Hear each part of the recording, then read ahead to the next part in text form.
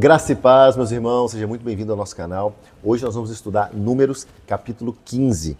Números capítulo 15 é um texto onde Deus, o que ele vai fazer? Ele vai reafirmar a aliança dele com Israel depois daquela rebelião, do medo dos espias, de 80% dos espias.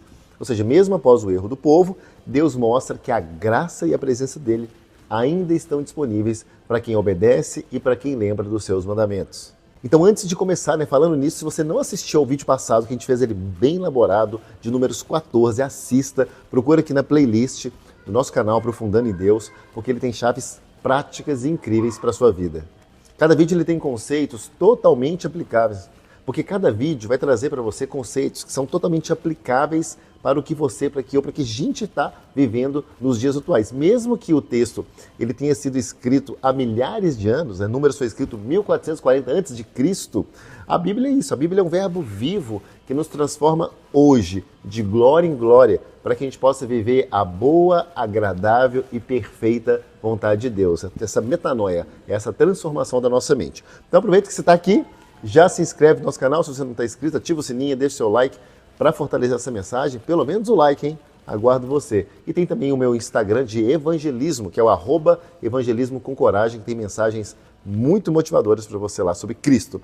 E não se esquece também, todos os dias às 5 horas da manhã, 5am, onde a gente estuda a Bíblia. A gente está estudando no 5am Números nesse momento. É um encontro de muita fé e de muita amizade com nossos irmãos. Então, Números 15 vem logo depois da tragédia que a gente viu no vídeo passado, onde o povo rejeitou a terra prometida. Então, muita gente achou que Deus ia abandonar Israel. Só que, ao contrário, ele renova as instruções e ele vai falar novamente de ofertas, vai falar aqui de sacrifícios e também de alianças. Como está aqui, que eu marquei no versículo 2, está escrito assim, diga o seguinte aos israelitas, quando entrarem na terra que lhes dou para a sua habitação. Então Deus está falando assim, mesmo que vocês tenham falhado, eu continuo com o plano. Se vocês não são fiéis, eu sou fiéis a vocês e vocês vão entrar lá, porque a minha palavra ela não volta vazia. E aí Deus relembra depois as ofertas de manjares, azeite, vinho, que são o quê? São símbolos de comunhão e símbolos de alegria também. Porque a oferta não era só um ritual religioso, ela era uma lembrança também de gratidão.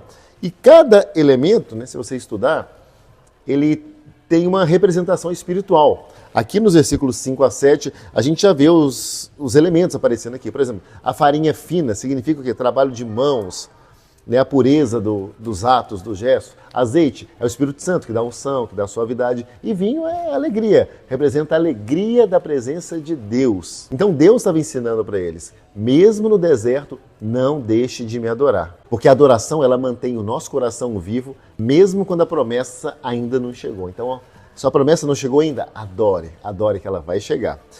E aí depois, o capítulo, ele vai mostrar também a diferença entre pecar por erro e pecar por rebeldia. Marquei aqui o versículo 30, que resume bem isso aqui. Está assim, mas todo aquele que pecar com atitude desafiadora, seja natural da terra, seja estrangeiro residente, insulta o Senhor e será eliminado do meio do seu povo. Ou seja, Deus perdoa o erro de quem se arrepende, só que ele corrige. E ele corrige como? Com rigor que ele corrige, a rebeldia da pessoa que zomba da graça dele. Então isso é um alerta para todos nós, para mim, para você, para a igreja.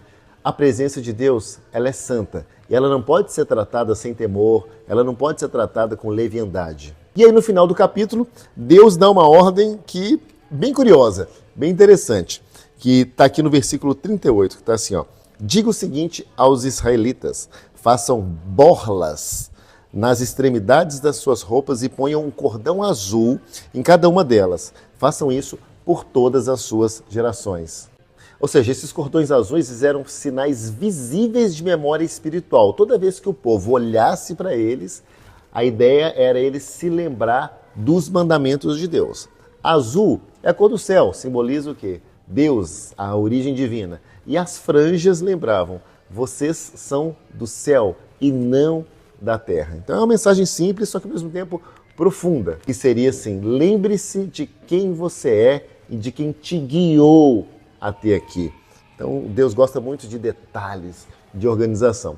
E hoje o Espírito Santo é essa nossa franja, é Ele que nos faz lembrar da verdade, Ele que nos dá o testemunho interior, da verdade, da aliança e da santidade que nós temos e devemos ter em relação a tudo, em relação a Cristo Jesus.